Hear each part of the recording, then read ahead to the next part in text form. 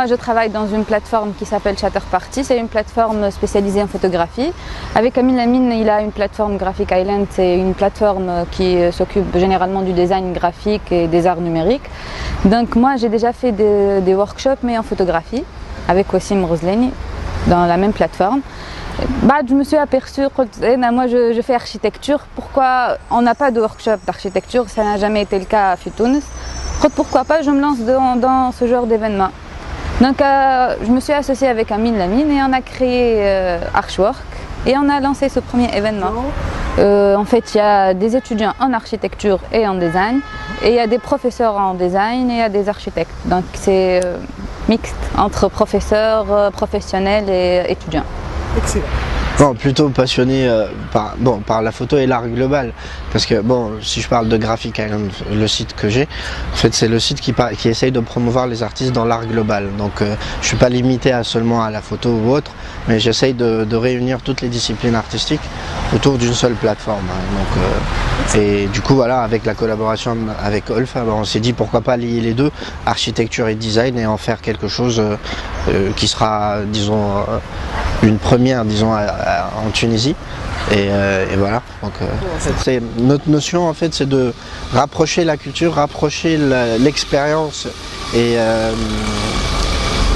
pas les études, mais l'expérience plus aux jeunes étudiants, aux professionnels, afin qu'ils aient vraiment la possibilité d'expérimenter, de voir, de comprendre et de se dire voilà qu'en Tunisie ça bouge un petit peu et on s'intéresse à des choses qu'avant on n'en parlait pas. Disons, c'est une occasion à faire entendre plutôt la voix de l'architecture ou du design, et comme ça l'ouvrir à plus de monde que se limiter aux écoles seulement ou à juste des petites unités en fait. L'avantage en fait, c'est que ce qui est très bien, c'est que à la fin on découvre qu'en Tunisie il y a vraiment d'artistes extraordinaires.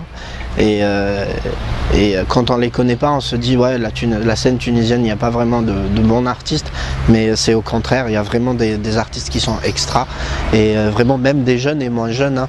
Donc ils ont la qualité, ils ont l'expérience parfois, ils ont aussi la technique, et là il faut vraiment en parler, il faut vraiment les promouvoir et les mettre en avant, afin qu'on se dise qu'en Tunisie il y a vraiment une bonne base artistique.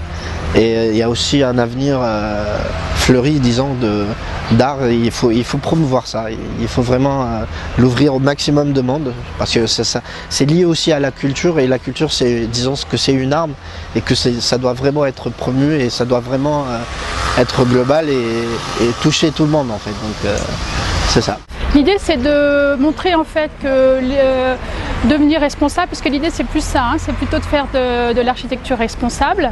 Ça peut prendre plein de formes, c'est-à-dire que chacun puisse trouver dans sa démarche en tant qu'architecte, designer, sa propre façon de faire des constructions responsables. Donc on part d'un exemple de la Dari, mais la Dari elle est dans le désert, elle est dans le sud tunisien, donc on va construire d'une certaine façon, vous voyez, on va utiliser un certain type d'ingrédients pour devenir responsable. Si on change de contexte, on va agir sur d'autres choses. Donc en fait, c'est aussi montrer que pour faire de l'architecture et du design responsable, il faut avoir une démarche, et il faut aussi faire autre chose que d'appliquer un certain nombre de codes.